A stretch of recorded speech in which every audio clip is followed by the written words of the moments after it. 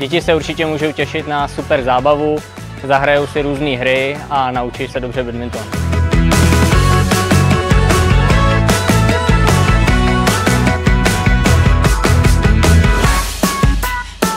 Děti s sebou potřebují sportovní oblečení, potřebují lahev s pitím a jinak veškeré další pomůcky půjčujeme, což znamená rakety, překážky, všechno ostatní tady mají na místě, takže potřebujeme v podstatě jenom děti.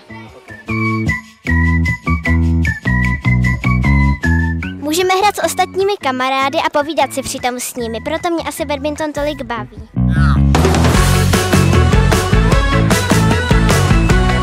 Tyto tréninky jsou specializované hlavně na mladší děti, to znamená od nějakých 6 do 10 let.